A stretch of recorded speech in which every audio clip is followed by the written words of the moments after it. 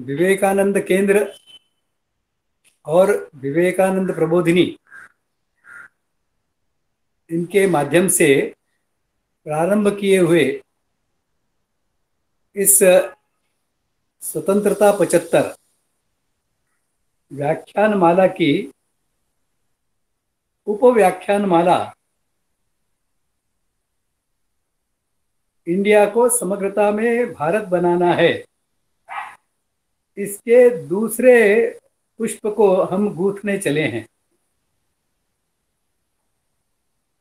दूसरे पुष्प को प्रारंभ करते समय पुष्प एक में जो विषय हुआ उसका थोड़ा सा पुनस्मरण करना उपयुक्त होगा। पहले पुष्प का विषय था भारत का स्वतंत्रता संग्राम, और उसमें जो महत्वपूर्ण पहलुओं का विचार हमने किया था उनका बहुत शीघ्रता से मैं पुनस्मरण करके आज के विषय की ओर आगे बढ़ूंगा। 3 दौर में भारत पर आक्रमण चले। विदेशी बर्बर आक्रांताओं ने भारत को आक्रांत किया। इसमें पहला दौर जो शक, हूण, यवन, कुषाणों का था, उसको भारत ने पूर्णतः समाप्त कर दिया। इसलिए आज भारत में उन शक, हूण, यवन, कुषाणों के हम वंशज हैं ऐसा कहने वाले कोई व्यक्ति मिलते नहीं है। दूसरा दौर आक्रमण का चला जिसने बड़े पैमाने पर हमारी स्वाधीनता छीनी थी, लेकिन स्वतंत्रता बहुत बड़ी मात्रा में फिर भी हमारे पास थी। अपने तंत्रों से समाज जीवन चलता था। इस दौर में भारत में ग्लानि तो हुई, धर्म दुर्बल हुआ, लेकिन फिर भी शासनकर्ताओं से हम श्रेष्ठ हैं। हम वैश्विकता का विचार करने वाले हैं, हम मानवता का विचार करने वाले हैं, हम इनसे श्रेष्ठ हैं, ऐसी भावना समाज में फिर भी बनी रही। तीसरा दौर जो आया, यह आया अंग्रेजियत का। इसको भी हमने परास्त करके हम स्वाधीन हुए, लेकिन अंग्रेजों के शासन काल में हम जो सर्वथा परतंत्र हो गए थे। हमारे समाज जीवन का प्रत्येक क्षेत्र, उसकी व्यवस्थाएं यह अंग्रेजी व्यवस्थाओं की तरह चलने लग गई हैं, आज भी ऐसी ही चल रही हैं। इस दृष्टि से स्वाधीनता का विषय तो कुछ मात्रा में हम स्वाधीन हुए हैं, जिसे आज हम इंडिया दैट इज भारत कहते हैं, उतने भू क्षेत्र के लिए हम स्वाधीन हुए हैं। लेकिन हमारे बृहद भारत का बहुत बड़ा हिस्सा यह आज भी पराधीन है। तो हमारा स्वाधीनता संग्राम इस बृहद भारत की एक एक इंच भूमि को वापस स्वाधीन किए बगैर समाप्त नहीं होगा। इसे हमें ध्यान में रखना होगा। एक पीढ़ी से दूसरी पीढ़ी तक इसका संदेश, इसका संकल्प पहुंचाना होगा। स्वतंत्रता संग्राम तो दुर्भाग्य से हमने शुरू ही नहीं किया है। अपनी व्यवस्थाओं के साथ जीना, हमारी शासन, प्रशासन, न्याय, उद्योग, अर्थ, शिक्षा, सभी प्रणालियां, सभी व्यवस्थाएं, सभी तंत्र, यह अंग्रेजों द्वारा यहां पर स्थापित तंत्र हैं। स्वतंत्रता का संग्राम शुरू करना होगा हमें। इसके लिए हमें भारत क्या था, इंडिया क्या हो गया है, और फिर से इसे भारत बनाना है तो उसका स्वरूप क्या होगा, इसके परिवर्तन की प्रक्रिया क्या होगी, इन सब बातों को समझना होगा। दो पाठ इससे हमें कल के जो पुष्प से हमें लेने हैं, वो दो पाठ ऐसे हैं। एक पाठ तो यह है कि हमारा कोई भी ऐसा भूखंड न रहे जहां हम भारतीय या हिंदू या अल्पसंख्य हो गए, दुर्बल हो गए, असंगठित हो गए। दूसरा सीखने का सबक पाठ जो है वो है कि कोई भी राष्ट्र, और राष्ट्र एक जीवंत इकाई होने से जिस प्रकार से कोई भी जीव जब तक वर्धिष्णु रहता है, जब तक उसमें वृद्धि होती रहती है, तब तक ही वह चिरंजीवी पद की ओर आगे बढ़ता है। राष्ट्र में भी जो राष्ट्र वर्धिष्णु नहीं है, वह राष्ट्र धीरे धीरे नष्ट होने की दिशा में बढ़ता है। यही हमारे भारत के इतिहास से सीखने की बात है। हमारा भारत हमेशा वर्धिष्णु रहा। सदैव हमने आकांक्षा मन में रखी वसुधैव कुटुंबकम के साथ में ही ऋण्वंतो विश्वमार्यम की, और इसीलिए भारत चिरंजीवी रहा।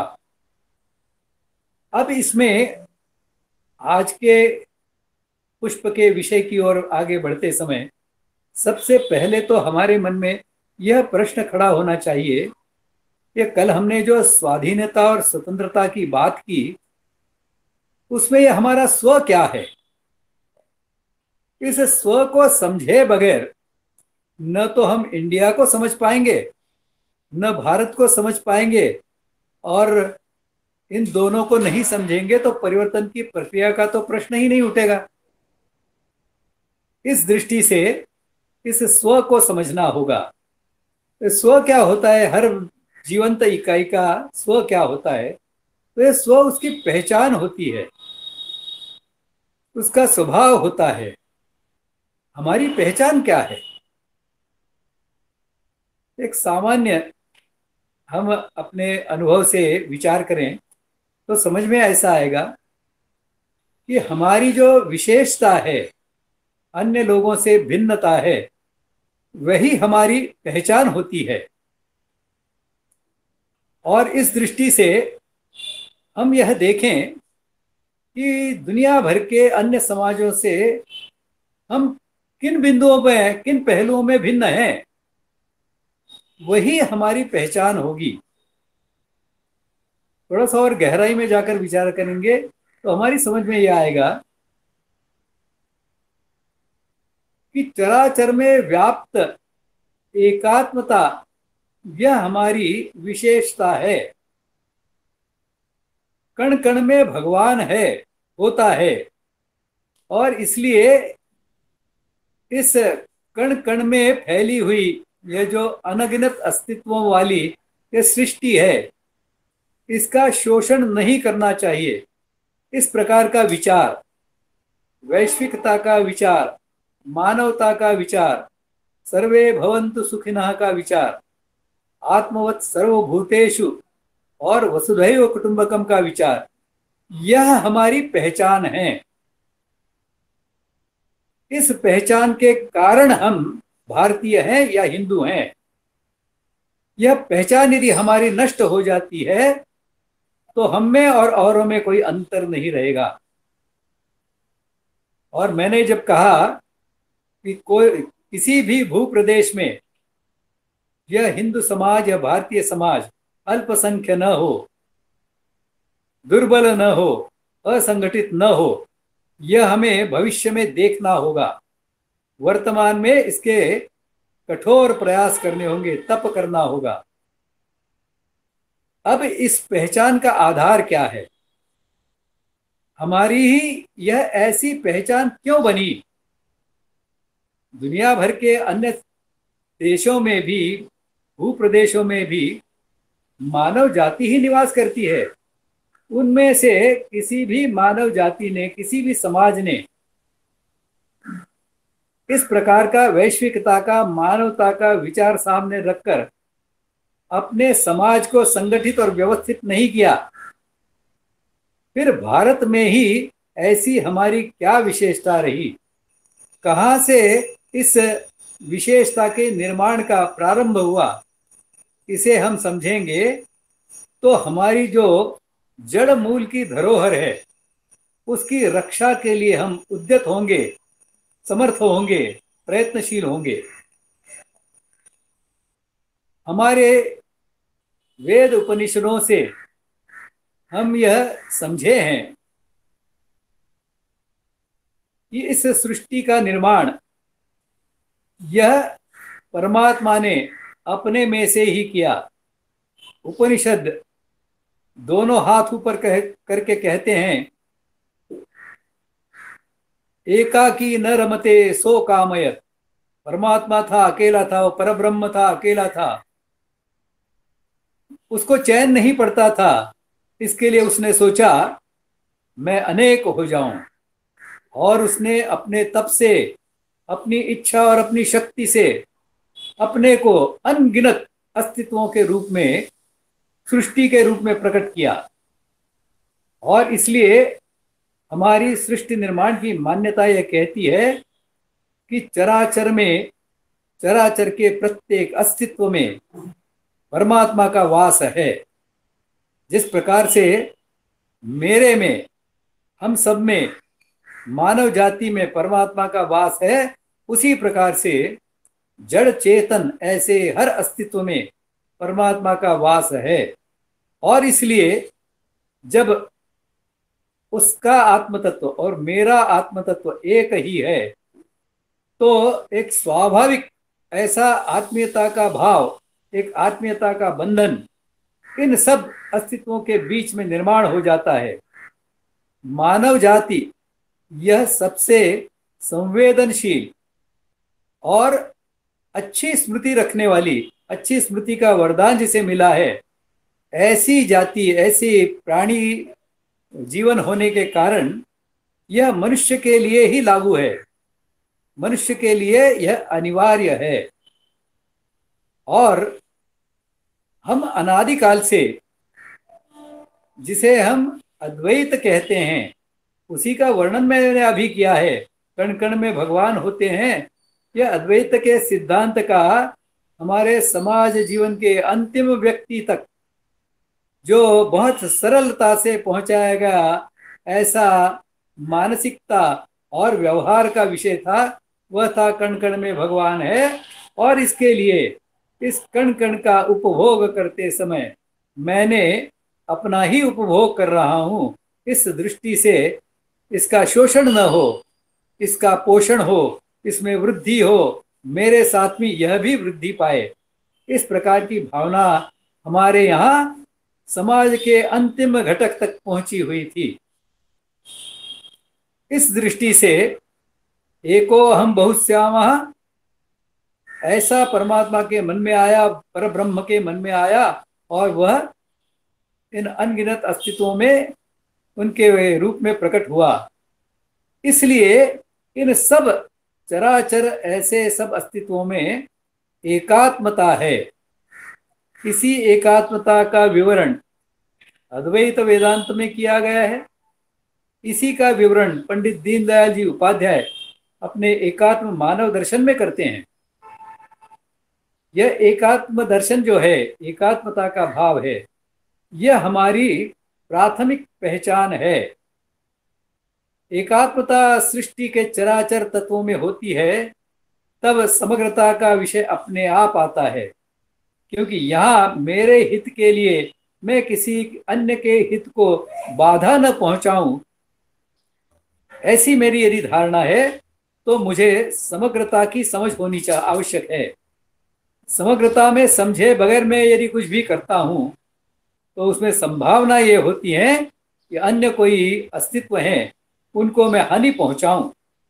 इसके लिए एकात्मता के साथ में समग्रता का विषय आता है।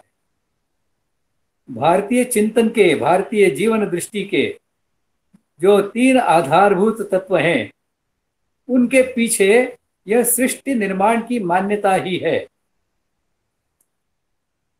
भारतीय जीवन के तात्विक आधार में तीसरा आधार जो है वह है धर्म की सर्वोपरिता। धर्म सबसे ऊपर है, धर्म शासकों का शासक है, धर्म गुरुओं का गुरु है। लेकिन धर्म है क्या? धर्म की बहुत सरल और व्यापक व्याख्या जो है वह धारयति इति धर्मः। और इस दृष्टि से सृष्टि के संदर्भ में जब हम विचार करेंगे तो जिससे सृष्टि की धारणा होती है, जिससे सृष्टि का संचालन होता है, जिससे सृष्टि का लय और प्रलय होता है, उन सब नियमों को धर्म कहते हैं, सृष्टि का धर्म कहते हैं। और सृष्टि के अंतर्गत आने वाले, सृष्टि के साथ साथ विकसित होने वाले और उसमें लय पाने वाले ऐसे जितने भी अनगिनत अस्तित्व हैं, इन सभी अस्तित्वों के लिए भी अपना अपना धर्म होता है, जो इस सृष्टि के धर्म का एक संदर्भपूर्ण ऐसा हिस्सा होता है।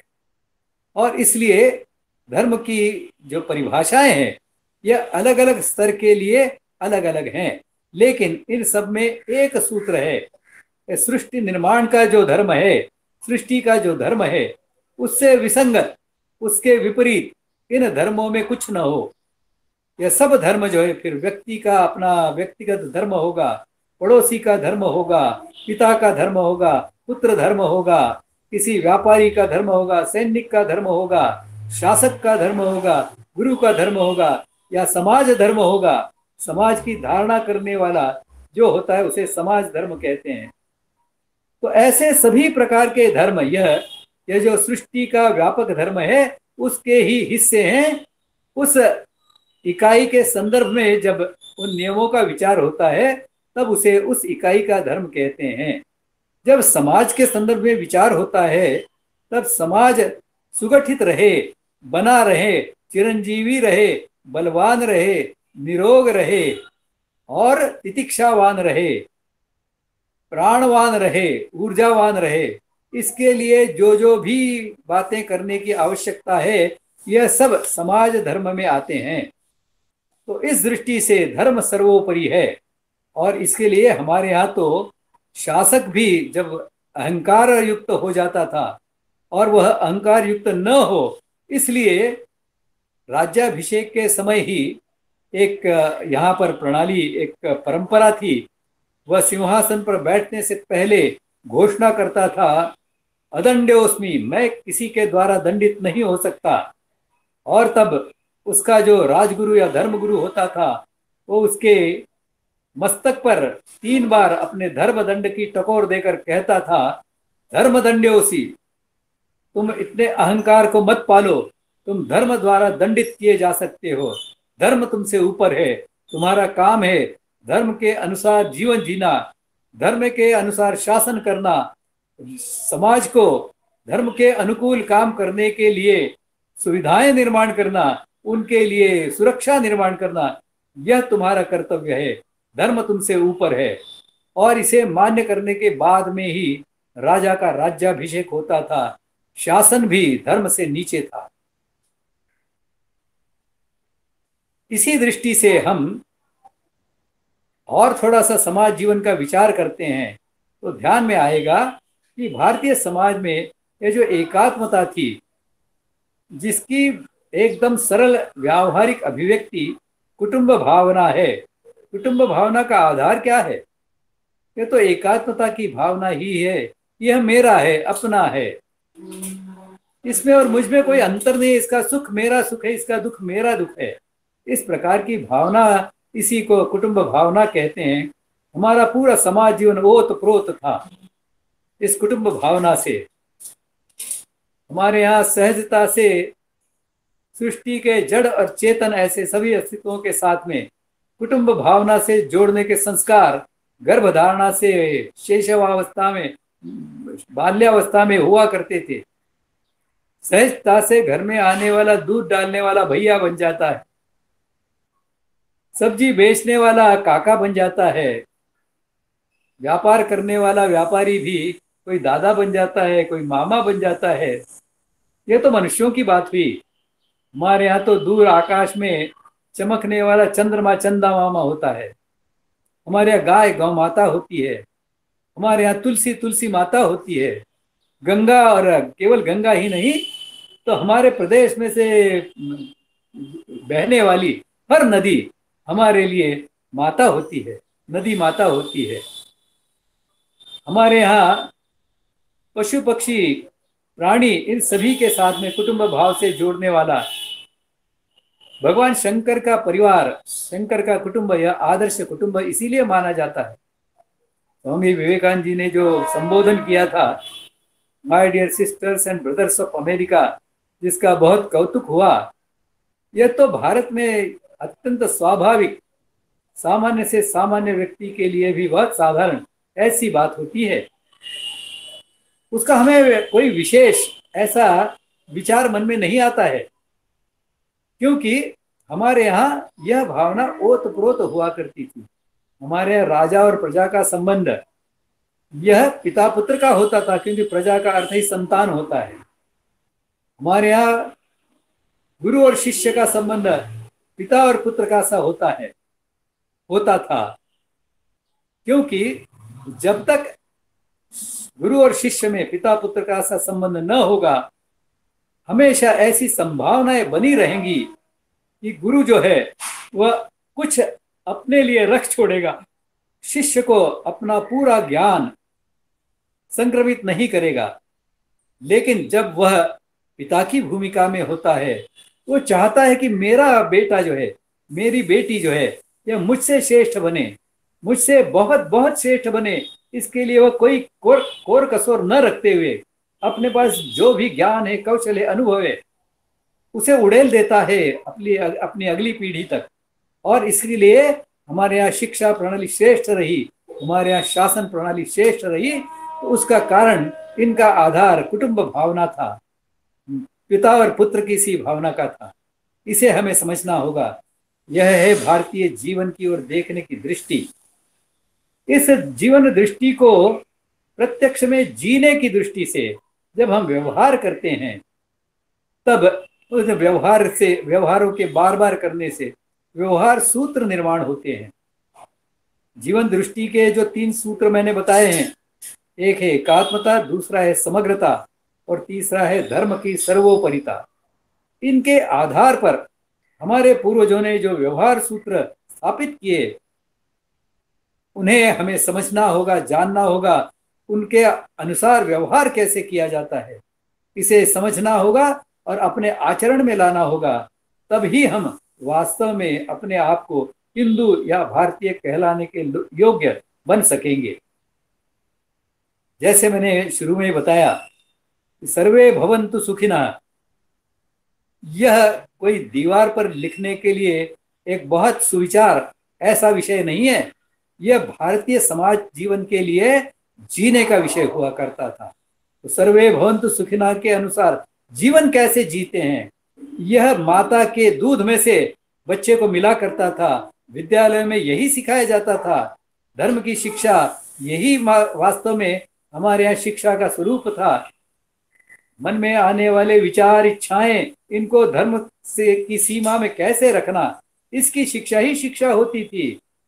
अपनी उन्नति करते समय धर्म के पालन करते हुए अर्थ और काम यानी इच्छाओं को और इच्छा पूर्ति के प्रयासों को, धन साधन संसाधनों को धर्म की सीमा में कैसे रखना, इसके लिए जो जो भी करना होता है उसे हम धर्म कहते हैं। और ऐसा व्यवहार समाज जीवन में हो, इसके लिए शिक्षा हुआ करती थी। इन सब बातों को हमें समझना होगा। यह है भारतीय जीवन दृष्टि और उसके साथ में उपजे हुए व्यवहार सूत्र। व्यवहार सूत्रों में कई व्यवहार सूत्र ऐसे हैं जिनमें एक व्यवहार सूत्र को आप समझ लीजिए, उसको समग्रता में उसके सब पहलुओं को अपना लीजिए और आपकी समझ में आएगा ये जो मूल्य शिक्षण का विचार जो पश्चिम से भारत में आया है, वैल्यूज डिटीरियरेटिंग, ऐसा एक उद्घोष हुआ यूनेस्को में, और वहां से हमारे मंत्री और हमारे जो लोग वहां गए थे वो ले आए वहां से कि मूल्य शिक्षा। वास्तव में आप देखिए 100 वर्ष पहले भारत में मूल्य शिक्षा ऐसा कोई शब्द प्रयोग नहीं होता था। हमारे यहाँ तो संस्कारों की शिक्षा होती थी, हमारे यहाँ धर्म की शिक्षा होती थी, हमारे यहाँ जीवन की शिक्षा होती थी। सर्वे भवन्तु सुखिनः के आधार पर जिया कैसे जाता है इसकी शिक्षा होती थी। इसे हमें समझना होगा। ये मूल्य तो ऐसा एक विचित्र और भ्रमित करने वाला ऐसा शब्द है जिसे हमने विदेशों से आयातित किया है। एक प्रयोग हमारे ही एक संगठन ने किया था। उन्होंने जीवन मूल्यों की सूची बनाई और उनकी समझ में आया कि सूची तो सैकड़ों जीवन मूल्यों की बन गई। अब वो चिंता में पड़ गए कि अब इन सैकड़ों जीवन मूल्यों को शिक्षा में कैसे लाया जाए। असंभव है, अव्यावहारिक है और अनावश्यक भी है। आप सर्वे भवन्तु सुखिनः को ठीक से समझ लीजिए। आत्मवत् सर्वभूतेषु इस भारतीय जीवन के व्यवहार सूत्र को ठीक से समझ लीजिए। आप सर्व वसुधैव कुटुंबकम को ठीक से समझ लीजिए। अंदर बाहर से इसके सभी पहलुओं को गहराई से, व्यापकता से समझ लीजिए, तो आपके समझ में आएगा कि इन तीन बातों को, इनमें से केवल एक बात को ही अच्छी तरह समझने से सभी जितने भी जीवन मूल्यों की हम सूची बना लें, उन सभी जीवन मूल्यों की शिक्षा अपने आप हो जाती है।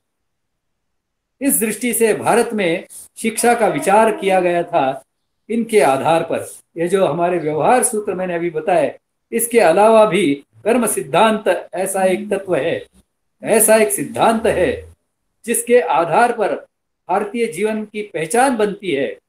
दुनिया में अन्य कोई भी समाज कर्म सिद्धांत को मान्यता नहीं देता है। वह तो जाकर कार्य कारण यानी कॉजेशन थियरी तक जाकर रुक जाता है। भारत में इसे और आगे बढ़ाकर कर्म कर्ता और कारण, इन तीनों को जोड़कर कर्म सिद्धांत को रखा गया था। इसमें दृष्ट और अदृष्ट ऐसे सभी परिणामों का, सभी प्रभावों का विचार इसमें किया गया था और इसलिए यह सिद्धांत बना है। जो अंत तक सिद्धांत होता है उसे सिद्धांत कहते हैं। कर्म सिद्धांत इसीलिए इसको कहा गया है। इस कर्म सिद्धांत का ही एक स्वरूप इसका हमारे यहाँ ऋण सिद्धांत, ऋण विमोचन सिद्धांत, इसके आधार पर जो पंच ऋण मानव जीवन में हमें जिनमें से उऋण होना होता है, उन पंच ऋणों के विषय विचार में हमारे सामने रखे गए हैं। इस पंच ऋण की भी कल्पना को आप लेकर विचार कीजिए। इस एक भारतीय जीवन के व्यवहार सूत्र को आप अच्छी तरह से समझ लीजिए। ये 5 प्रकार के ऋण कौन से हैं और इन 5 प्रकार के ऋण में से उऋण कैसे हुआ जाता है, इन बातों को समझ लीजिए और वैसा व्यवहार आप करने लग जाइए। आपकी समझ में आएगा ये सब जो जीवन मूल्य है इनका समावेश तो उनमें हो गया अपने आप। ये हमारे चिंतन की समग्रता की विशेषता है। इस समग्रता में हमारे जीवन में जो अलग अलग विविधताएं हैं, उन विविधताओं के होते हुए भी उसके जड़ में जो समग्रता और एकात्मता है, जो धर्म बुद्धि है, यह होने के कारण हम इस पूरे सृष्टि का जीवन एक है ऐसा मानते हैं। हम सब सृष्टि के ही परमात्मा के परब्रह्म के अंग उपांग हैं, ऐसा ही हम मानते हैं। और उसके साथ में हमारा कोई द्रोह न हो, ऐसा हमारा व्यवहार रहे। इस सृष्टि में जो अनगिनत अस्तित्व हैं उनके साथ में हमारा कोई द्रोह न हो, ऐसा हम आग्रह पूर्वक प्रतिपादन करते हैं, शिक्षा में यही संस्कार देते हैं। इस प्रकार से यह जीवन दृष्टि के व्यवहार सूत्र हैं। इन व्यवहार सूत्रों को भी हमें ठीक से समझना होगा। अष्टांग योग तो हमें आजकल उसकी बहुत चर्चा होती है, लेकिन वास्तव में वह योग नहीं है, वह योगा बन गया है। योगा बनने से वह अभारतीय बन गया है। अभारतीय कहने का मेरा तात्पर्य हम समझें कि वह केवल भौतिक शरीर से संबंधित रह गया है। उसका संस्कारों से, उसका अष्टांग योग के जो पहले 2 चरण हैं, 8 चरणों में से पहले 2 चरण यम और नियम, उनसे कोई दूर दूर तक कोई संबंध नहीं है। कोई भी हमारा योगाचार्य इन 2 का, यम नियमों का प्रत्यक्ष बीजारोपण, इनका विकास मानव जीवन में कैसे होगा, किस प्रकार से हो सकता है, किस प्रकार से इनके विकास से ही मानव जीवन की समस्याएं दूर होंगी, इस प्रकार का विचार नहीं रखता। हर जगह पर आप देखेंगे प्राणायाम और आसन, ये जो तीसरा और चरण चौथा आसन और प्राणायाम, इनके ऊपर सब हमारे यहाँ योगाचार्यों के अलग अलग प्रकार से भाषण चलते हैं, अलग अलग प्रकार के पाठ्यक्रम चलते हैं, अलग अलग प्रकार के शिविर चलते हैं। वास्तव में तो यम और नियम, यम होते हैं यह सामाजिक धारणा की दृष्टि से आवश्यक ऐसे ऐसे तत्व हैं। अहिंसा, सत्य, अस्तेय, अपरिग्रह, ब्रह्मचर्य, ये 5 यम हैं और ऐसे ही 5 नियम हैं जो व्यक्तिगत स्तर पर मोटे तौर पर, सामान्य रूप से तो ऐसा कोई तत्व नहीं है जो व्यक्ति का है और जो समाज से संबंध नहीं रखता। यह जो तत्व हैं व्यक्ति के संदर्भ में जो नियम है वह है शौच, संतोष, तप, स्वाध्याय और ईश्वर प्रणिधान। इनका यदि आधार नहीं है तो हमारे यहाँ अनुभव है कि इनका आधार यदि नहीं है, ठीक नहीं है, तो हमारे यहाँ चांगदेव बनते हैं। और यदि इनका आधार ठीक रहा, यम नियमों का यदि ठीक से सिंचन हुआ है, स्वीकार हुआ है, तो उससे ज्ञानदेव बनते हैं, चांगदेव नहीं। तो इस दृष्टि से इस भारतीय जीवन के व्यवहार सूत्रों को भी हमें समझना होगा। हमी ने कहा है आनो भद्रा कृतो यंतु विश्वतः। हमने यह कभी नहीं भ्रम पाला है कि हमने जो जाना है, हमने जो समझा है वही अंतिम है।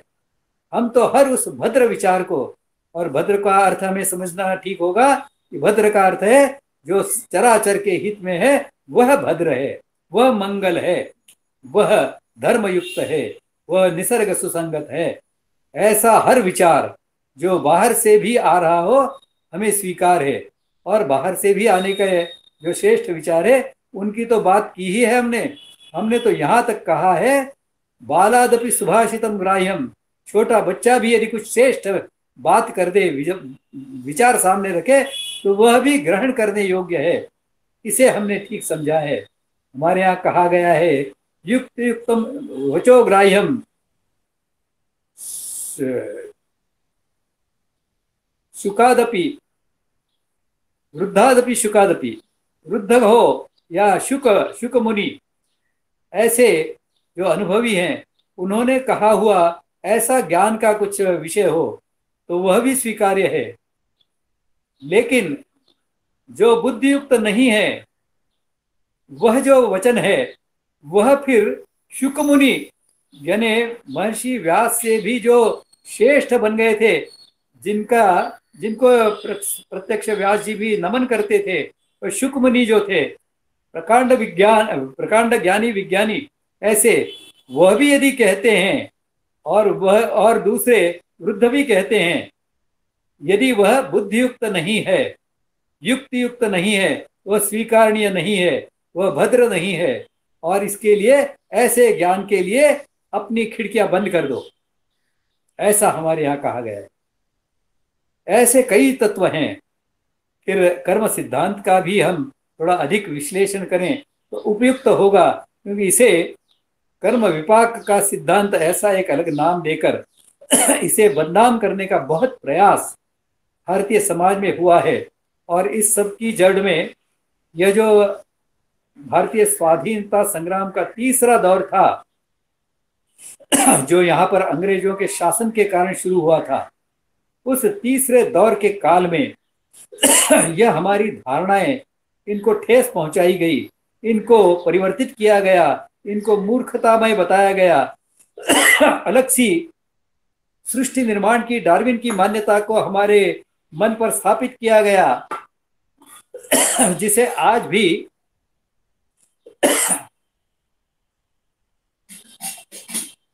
पश्चिमी जगत, यूरोप के विद्वान भी जिसे आज भी थियरी कहते हैं, उसे हम सिद्धांत के रूप में हमारे बच्चों के दिमाग में ठूसते हैं। सर्वतः गलत। ऐसा यह डार्विन का प्रमेय है। यह तो थियरी है, यह सिद्धांत नहीं है।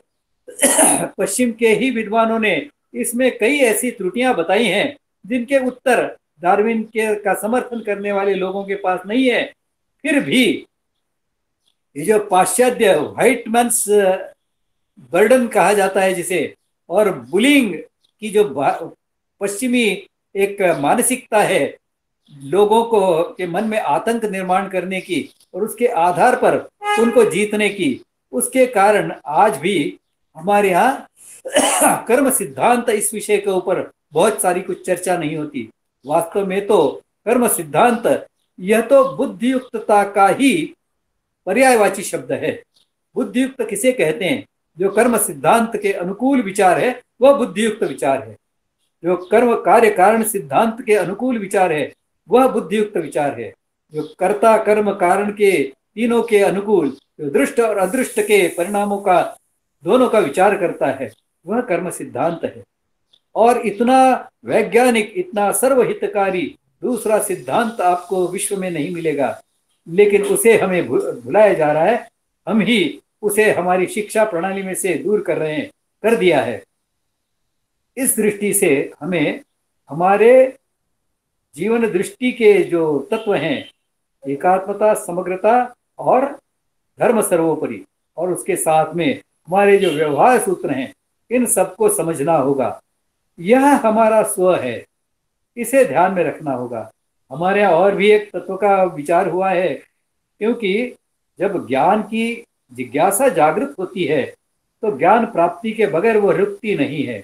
और इसके लिए जो सामान्य प्रश्न लोगों के दिमाग में निर्माण हुए हैं, मैं कहाँ से आया हूँ, मैं कौन हूँ, मेरा इस सृष्टि के साथ में क्या नाता है, ये सब जो है इनका परस्पर क्या नाता है, ऐसे सभी प्रश्नों के उत्तर खोजते खोजते हमारे पूर्वज वहां तक पहुंचे थे जहां से इन सब प्रश्नों के उत्तर मिल जाते हैं। जिस एक तत्व को जानने से इस पूरे सृष्टि को जानना संभव हो जाता है, ऐसा यह तत्व है। इसलिए हमारे यहाँ पूर्णत्व को बहुत महत्व दिया गया है। यह पूर्णत्व को जानना ही परमात्मा को समझना है। इस पूर्णत्व को जानना ही वास्तव में शिक्षा का लक्ष्य है। स्वामी विवेकानंद अपनी शिक्षा के विचारों में कहते हैं, education is the manifestation of the perfection existing in the man. जो पूर्णता मनुष्य में पहले से उपस्थित है उसे जानना, उसे समझना, ये परफेक्शन जो है इसी का कहीं उन्होंने डिवाइन के शब्द में प्रयोग करके इसको स्पष्ट किया है। ये जो डिविनिटी है, ये जो परमात्मा तत्व है, जो आत्म तत्व है, इसे समझना यही वास्तव में शिक्षा का काम है।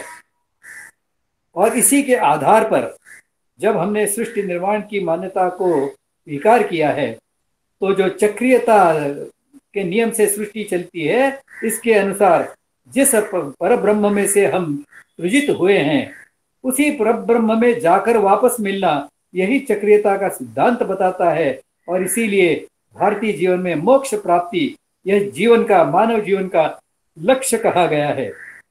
जगत गुरु शंकराचार्य, भारती कृष्ण तीर्थ, पुरी के शंकराचार्य, जिन्होंने वैदिक गणित के सूत्र प्रस्थापित किए, जिन्होंने वेद के संबंध में जो अनर्गल बातें जिन विदेशी इंडोलॉजिस्टों ने रखी थी, जिन्होंने वेद को गडरियों के बड़बड़ गीत इस स्वरूप में वेदों का वर्णन किया था, उनको बहुत सटीकता से उन्हीं वेदों की ऋचाओं में से वैदिक गणित के सूत्र खोजकर उन्होंने उनको उत्तर दिया है।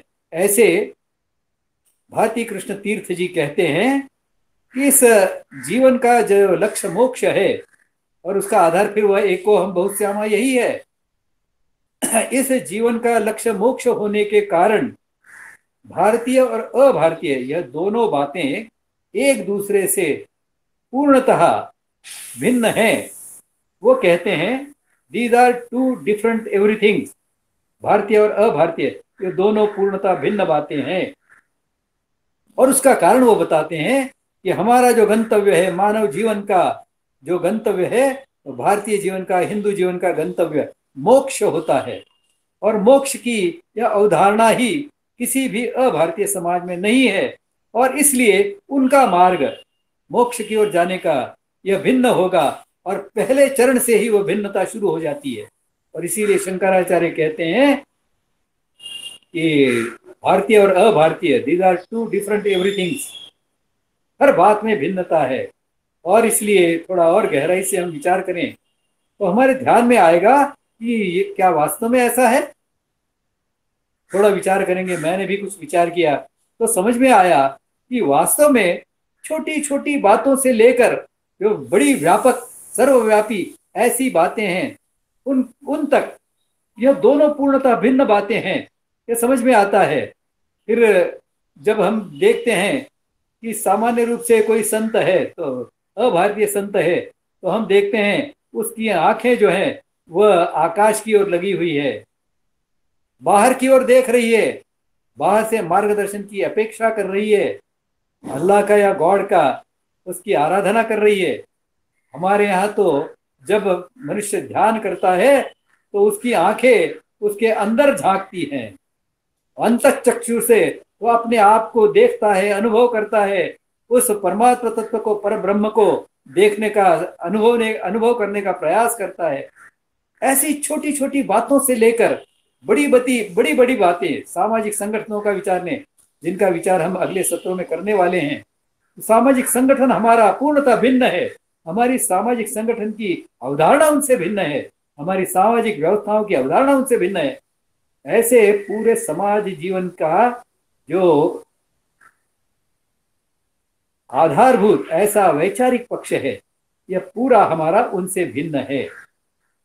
आज के हमारे इस व्याख्यान का जो लक्ष्य था, जो उद्देश्य था, विषय था, यह इस विचार को समझना यह है, और इसके आगे अगले चरणों में हम इसके विराट जागरण का, क्योंकि विराट तब जागृत हुआ ऐसा कहा जाता है जब अपनी इस जीवन दृष्टि और व्यवहार सूत्रों के आधार पर समाज अपने सामाजिक संगठन और व्यवस्थाओं को व्यवस्थित करता है, निर्माण करता है, या बिगड़ी हुई व्यवस्थाओं को ठीक करता है, तब उसका विराट जागरण हुआ ऐसा माना जाता है।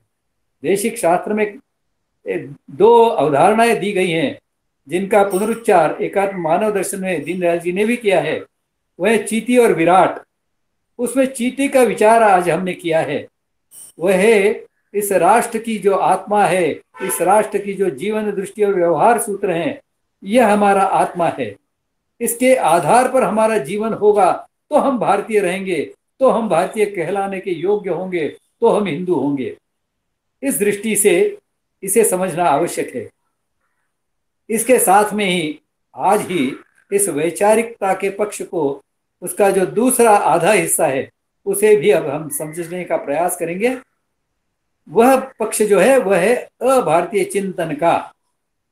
यह अभारतीय चिंतन जो चला है भारत से बाहर, उसके बारे में एक मोटी मोटी ऐसी एक कहानी के माध्यम से हमने पहले भी सुना होगा। यह अंतर जो है, यह अभारतीय और भारतीय में अंतर है। किसी भी मानव समाज में परस्पर संबंधों के दो ही आधार होते हैं, एक होता है स्वार्थ और दूसरा होता है आत्मीयता। भारतीय समाज अनादिकाल से इस आत्मीयता का पृष्ठपोषण करने वाला समाज रहा है, जबकि अभारतीय समाजों ने हमेशा स्वार्थ को अपना आधार बनाया है, अपने सामाजिक संबंधों का आधार बनाया है, और इसके लिए वहां सभी सामाजिक संबंध जो होते हैं वो कॉन्ट्रैक्ट होते हैं। जब दो अपने लोग होते हैं तो उनमें तो बातों बातों में बातें तय हो जाती हैं, लेकिन जब अपने स्वार्थ के लिए लोग बैठते हैं तो लिखित रूप में कॉन्ट्रैक्ट, और उसमें भी वो रजिस्टर्ड, उसमें भी वो इतने स्टैम्प पेपर के ऊपर रजिस्टर्ड, इस प्रकार से उसकी तीव्रता हमारी समझ में आती है। इस समाज में, और आज दुर्भाग्य से हिंदुओं में भी, भारतीय समाज में भी विवाह यह संस्कार नहीं रहा है। दो भिन्न व्यक्तित्वों के एक आकर एक बनने का संस्कार हुआ करता था, ये एक बनने का संस्कार न रहकर यह भी आज कॉन्ट्रैक्ट बन गया है। मैरिज या फिर निकाह ये कॉन्ट्रैक्ट होते हैं, यह संस्कार नहीं होते। दो भिन्न लोगों के लिए एक दूसरे के साथ में अपनी अपनी शर्तें रखकर वो मान्य होने से ये कॉन्ट्रैक्ट हो जाते हैं। ये पूरा समाज जीवन जो है ये कॉन्ट्रैक्ट से चलता है। यह है अभारतीय जीवन का वास्तव। उनके सृष्टि निर्माण की मान्यताएं क्या है, इसे भी हम ठीक से समझेंगे तो हमारी समझ में आएगा इस स्वार्थ का पोषण करने वाली संगठन और व्यवस्थाओं तक यह समाज पहुंचे कैसे। तो जो अभारतीय समाज हैं उनमें दो तीन प्रकार के वर्ग गट हैं, ऐसा हमारे ध्यान में आएगा। पहला गट तो है जो जिसे हम सेमेटिक रिलीजन्स कहते हैं, यहूदी हैं, ईसाई हैं, मुस्लिम हैं। यह इस सेमेटिक रिलीजन्स के हिस्से हैं, एक ही माला के ये मणि है। इन सब की सृष्टि निर्माण की मान्यता समान है। 5 दिन गॉड या अल्लाह या यहोवा ने सृष्टि का निर्माण किया, छठे दिन मनुष्य का निर्माण किया और उसके ही सुख के लिए, आमोद प्रमोद के लिए उसने मनुष्य की ही पसली से इह का यानी स्त्री का निर्माण किया और उसे कहा ये जितना भी मैंने निर्माण किया है यह तुम्हारे उपभोग के लिए है।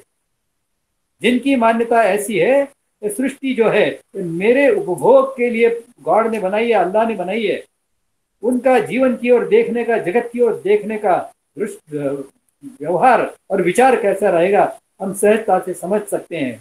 आज जो उपभोक्तावाद वृद्धि पर है उसका प्रमुख कारण यह विचार है, यह मेरे उपभोग के लिए सृष्टि बनी है। दूसरा विचार वहां का जो है वह है दार्शनिकों का। उन दार्शनिकों में रेने डेकार्ते होगा, फ्रांसिस बेकन होगा, इन दो के नाम वहां पर बहुत प्रसिद्ध हैं, जिनको पश्चिमी फिलोसॉफी का आधार ऐसा माना जाता है। उनका कहना है ये जो सृष्टि बनी है मनुष्य के उपभोग के लिए बनी है। It should be exploited to the hilt. इसका कसकर जहां तक हो सके उतना इसका शोषण करना चाहिए, ये शोषण के लिए ही बनी है, ऐसी इन फिलोसोफर्स की धारणा है। इनका कहना है कि आप इसको टुकड़ों टुकड़ों में बांट कर देखो और समझने का प्रयास करो, समझने में सरल होगा। यह जो यांत्रिक सोच है यह समग्रता में नहीं बैठती। यह जो यांत्रिक टुकड़ों में विचार करने की सोच है, विखंडित सोच है, यह इस अभारतीय जीवन दृष्टि का एक बहुत महत्वपूर्ण पहलू है। यही इसे इहवादी बनाती है, जड़वादी बनाती है। यह फिलोसोफर जो हैं यह आत्मा परमात्मा चेतन के तत्व को नहीं मानते हैं इनमें। और तीसरा जो घटक है यह है वर्तमान अभारतीय साइंटिस्टों की विचारधारा का। इन साइंटिस्टों के मन में भी यह अच्छी तरह से उन्होंने ठूस ठूस कर भरा हुआ है। यह पूरी सृष्टि जो है यह पंच महाभौतिक तत्वों से बनी है। आत्मा परमात्मा चेतनता ऐसी कुछ नहीं होती। यह तो इस अभौतिक के विकास के एक चरण पर यह चेतना अपने आप निर्माण हो जाती है। फिर वो ग्लास ट्यूब थ्योरी जैसी मिथ्या ऐसे प्रयोगों को सामने रखते हैं जिसका आधार ही मिथ्या है। ऐसे प्रयोगों के माध्यम से वो बताना चाहते हैं कि जीवात्मा वगैरह ऐसा कुछ नहीं होता, जीव तो अपने आप निर्माण होता है, रासायनिक प्रक्रिया से ही जीव निर्माण होता है। और यह जीवन, जितने भी जीवन है, जितने भी असंख्य जीव हैं, वनस्पति हैं, पौधे हैं, मनुष्य हैं, ये सब रासायनिक प्रक्रियाओं के पुलिंदे हैं, ऐसी इनकी मान्यता है। जिनको न तो भावनाएं होती हैं और न ही दूसरे के संबंध में कोई करुणा होती है, न सद्भावना होती है, न सहानुभूति होती है। मेरी रासायनिक प्रक्रिया अच्छी चले, इसके अच्छे चलने के लिए यदि दूसरे किसी की रासायनिक प्रक्रिया बंद होती है तो हो भले, ऐसी मानसिकता इन साइंटिस्टों की है। और इसके लिए हम देखते हैं आज पर्यावरण प्रदूषण के बारे में जागरण तो बहुत हुआ है, लेकिन प्रत्यक्ष में प्रदूषण में कोई कमी नहीं आ रही। दिन दूना रात चौगुना बढ़ता जा रहा है, जागृति बढ़ती जा रही है और दूसरी ओर पर्यावरण प्रदूषण भी बढ़ता जा रहा है। यह तो तब तक बढ़ता ही रहेगा जब तक भारतीय प्रदूषण मुक्ति की भारतीय दृष्टि विश्व में स्थापित हम नहीं करते, तब तक ऐसा ही चलने वाला है। हमारी भारतीय दृष्टि जो है इसे हम इस संदर्भ में थोड़ा जान लें तो अच्छा होगा। ये जो भारतीय जीवन दृष्टि के आधार पर जब हम पर्यावरण या प्रकृति के प्रदूषण का विचार करते हैं तो हमारी समझ में आता है कि यह मात्र भौतिक प्रदूषण नहीं है, भौतिक प्रदूषण तो इसका परिणाम है। आज ही एक पर्यावरण के ऊपर भाषण सुनकर आया मैं। उनके भाषण में प्रमुख रूप से उन्होंने 3 बिंदुओं का उल्लेख उसमें किया, परामर्श लिया। एक था जल, दूसरा था पृथ्वी और तीसरा था वायु। भारतीय दृष्टिकोण से हम देखें तो प्रकृति के जो 8 तत्व हैं, भगवत गीता में जिनका वर्णन किया है, भूमि रापो नलो वायु खम मनो बुद्धिरेव च अहंकार इति अम्मे भिन्ना प्रकृति अष्टधा। ये जो 8 अंग वाली ये जो प्रकृति है, इनमें से आज केवल भूमि, जल और वायु, इन 3 भौतिक तत्वों के बारे में ही और केवल इन विषयों के प्रदूषण के संदर्भ में ही विचार हो रहा है, ऐसा दिखाई देता है। उसे भी दूर करने में असमर्थ है, असमर्थ होंगे ही। ये क्यों होंगे, इसका विश्लेषण हम आगे करेंगे। भारतीय दृष्टिकोण से प्रकृति अष्टधा है। इसमें 5 तो पंच महाभौतिक तत्व हैं, भूमि आप तेज वायु आकाश। इनमें से केवल 3 तत्वों का, उन 3 तत्वों के प्रदूषण का विचार आज होता दिखाई देता है। इसे छोड़कर तेज तत्व का, ऊर्जा के तत्व का और साथ में ही जो शब्द का आकाश तत्व का विचार है, ये दोनों ही तत्वों का विचार इसमें से पूर्णतः शून्यवत है। इसे भी हमें समझना होगा। इन दोनों का विचार भी साथ में ही करना होगा, क्योंकि इन दोनों के विचार के बगैर इसे पूर्णत्व की ओर हम नहीं ले जा सकेंगे।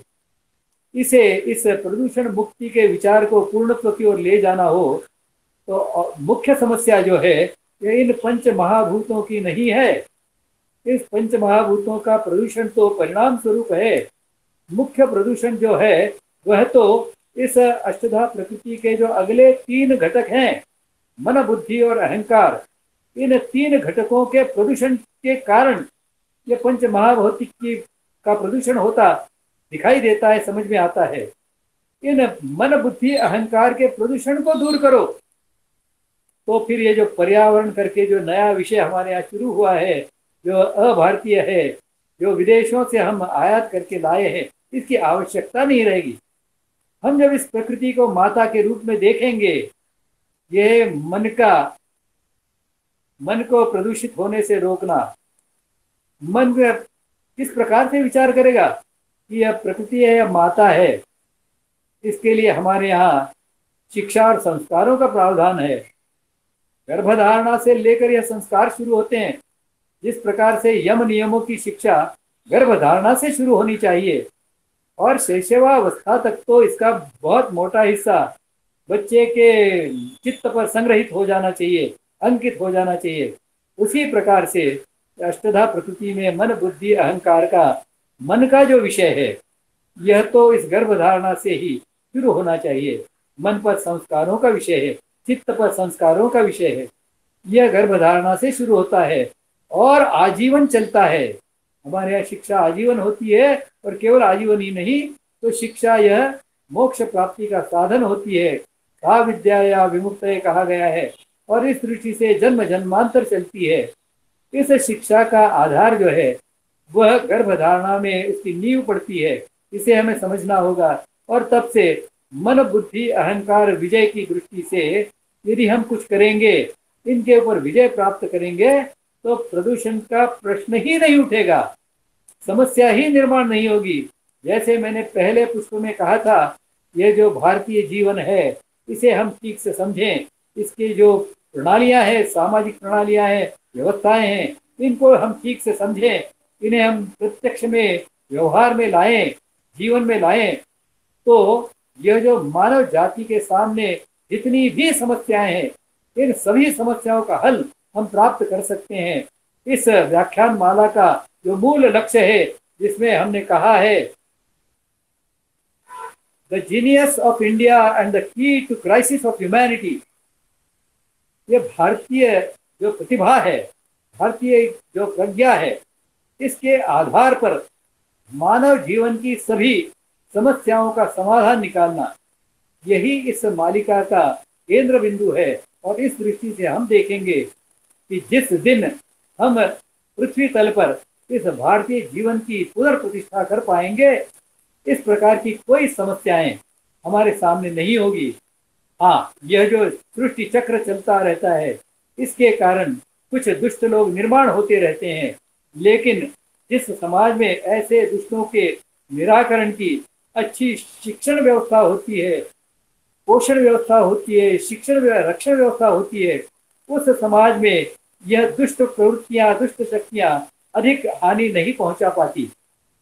यह जो दोनों ही प्रकार की समस्याएं मानव को भोगनी पड़ती हैं, एक तो उसमें प्राकृतिक समस्याएं होती हैं जिन्हें हम मृत्यु के तौर पर, या फिर भूख लगती है, रोज भूख लगती है, 2 बार लगती है, कभी कभी कुछ लोगों को 3 बार लगती है, 4 बार लगती है, नींद आती है, थकान आती है, ये सब प्राकृतिक समस्याएं हैं। हम तो चाहते हैं हम सर्वशक्तिमान हो, हम चाहते हैं हम सर्वज्ञानी हो, हम चाहते हैं कि हम सदा सुखी हो, लेकिन इन सब में इन समस्याओं के कारण बहुत बड़ी बाधा निर्माण होती है। और इसलिए हम चाहते हैं कि हम इन सभी बाधाओं को दूर कर पाएं।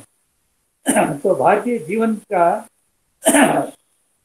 दृष्टि, व्यवहार सूत्र और सामाजिक संगठन और व्यवस्थाएं ऐसा मिलकर जो भारतीय जीवन का प्रतिमान बनता है, इसमें इन सभी प्राकृतिक जो समस्याएं हैं, इनका समाधान मिलता है। एक छोटा सा उदाहरण देकर मैं इस बिंदु को समाप्त करूंगा। देखिए, मृत्यु का डर, यह मनुष्य के लिए सबसे बड़ा डर होता है, सबसे बड़ा भय मनुष्य जीवन के लिए मृत्यु का होता है। इस मृत्यु के भय से जब हम मुक्त हो जाते हैं, तो फिर हम किसी से नहीं डरते, निडर हो जाते हैं। और ऐसे निडर व्यक्ति जो होते हैं, उससे दुनिया डरती है। दुनिया उसके साथ में संघर्ष करने से डरती है, उसके ऊपर आक्रमण करने से डरती है, क्योंकि ऐसा निडर व्यक्ति होता है, उसे जान की परवाह नहीं होती। और ऐसे जान के, अपने प्राण के बारे में जो मोह है, उस मोह को दूर करने वाला ऐसा अमृत तत्व भारतीय जीवन में हम प्रस्थापित करते हैं। हम तो बचपन से बच्चों में संस्कार करते हैं, अमृतस्य पुत्रः वयम, हम अमृत के पुत्र हैं। हमारा जो शरीर है, भगवत गीता कहती है, नष्ट होता है, लेकिन मैं नष्ट नहीं होता। मैं वह शरीर नहीं हूँ, मैं वह जीवात्मा हूँ जो अजर है, अमर है, अनादि है, अनंत है। इस प्रकार की भावना जब मन में विकसित हो जाती है, तो सभी प्रकार से आने वाली मृत्यु का भय जो है समाप्त हो जाता है। और फिर हमारे यहाँ जो महामृत्युंजय मंत्र कहा जाता है, वह उसमें वास्तव में मृत्यु के ऊपर विजय पाना नहीं है, उसमें तो मृत्यु के भय पर विजय पाने का उल्लेख है। उसमें जो बताया गया है, उसमें जिस प्रकार से फल पक जाता है, एक समय ऐसा आता है, उस समय वह फल जो है, वह फल अब पेड़ से कोई जीवनी शक्ति स्वीकार नहीं कर रहा, वह पूरी तरह से पक्व हो गया है, और अब उसको थोड़ा सा हाथ लगाने से ही वह हाथ में आ जाता है।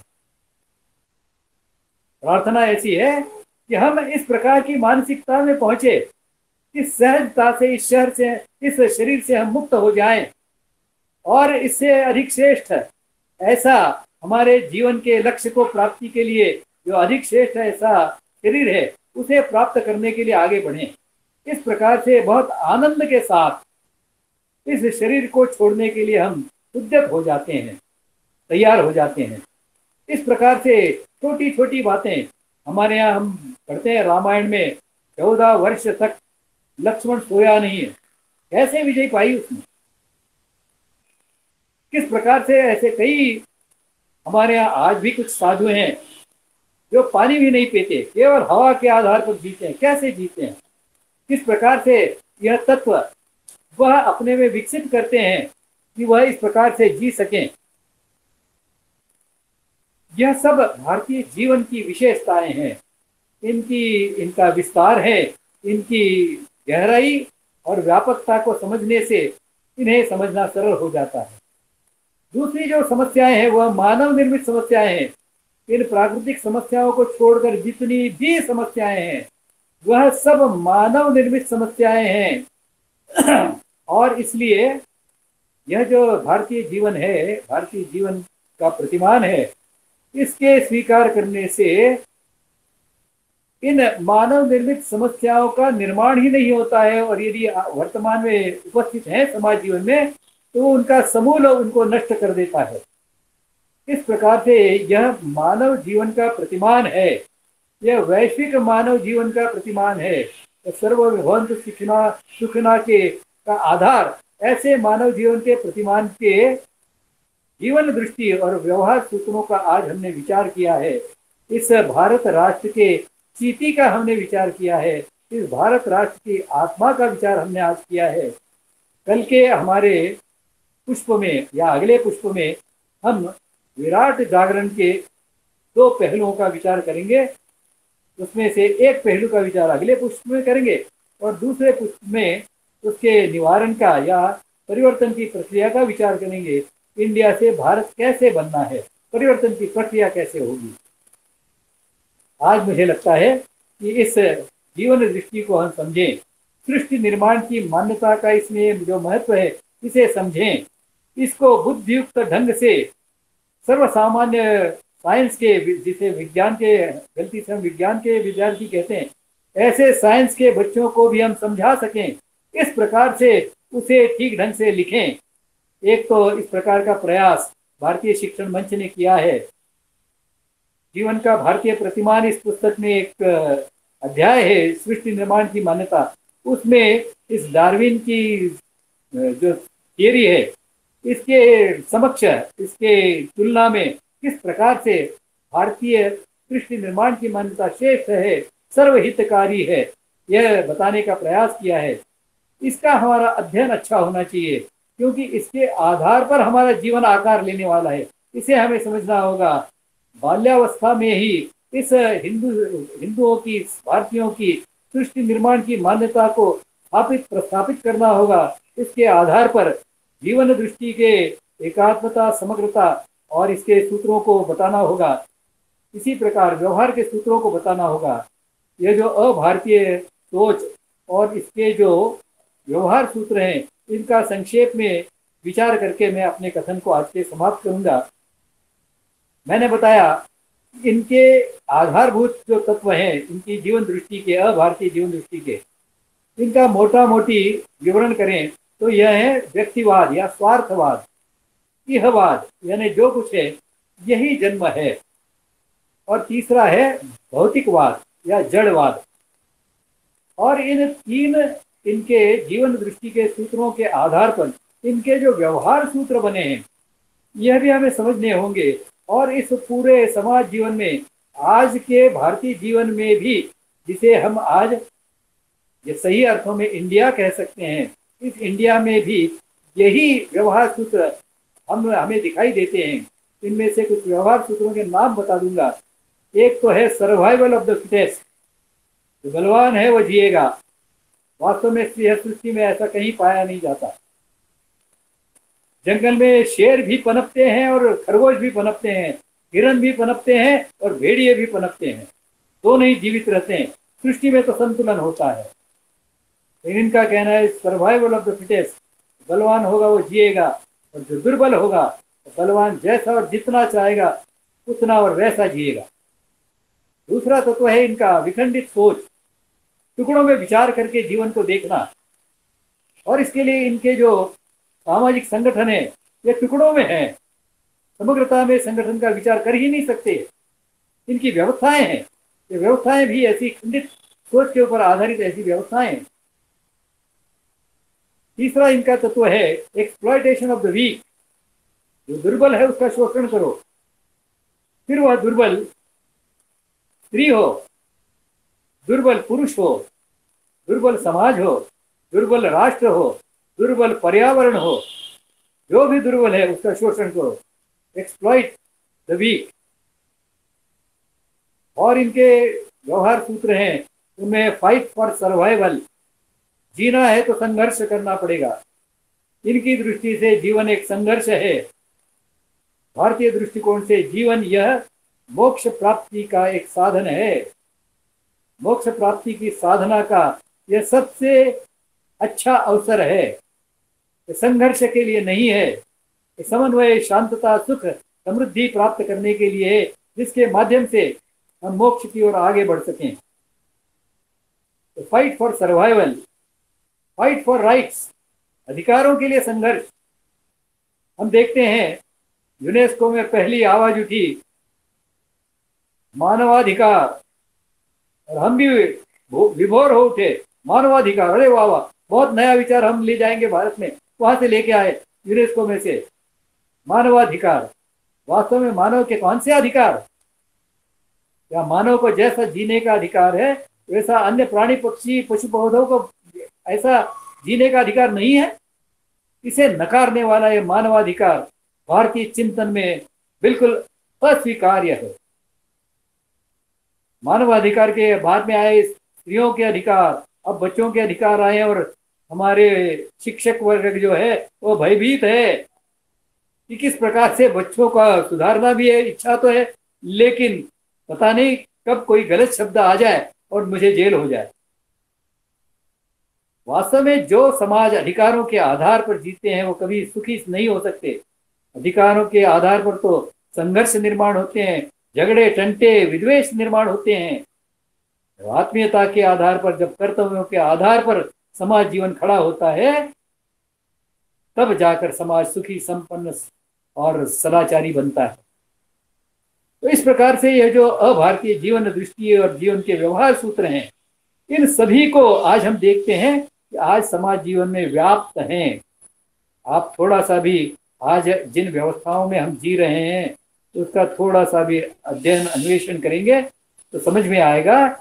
यही जो मैंने अभी अभारतीय जीवन दृष्टि और व्यवहार सूत्र बताए, उनके आधार पर हमारा भी जीवन चल रहा है। यह है इंडिया को भारत बनाने का इंडिया का आधा हिस्सा। इंडिया का आधा हिस्सा सामाजिक संगठन और सामाजिक व्यवस्थाएं। इसका विचार हम अगले पुष्पों में करेंगे। धन्यवाद। बहुत बहुत धन्यवाद सर। आपकी अमोघ वाणी से ये सुनना एक आनंद था, लेकिन उसके साथ ही प्रेरणा भी थी। हम अगले पुष्प में इसका आगे विवरण करेंगे, आपसे सुनेंगे। धन्यवाद।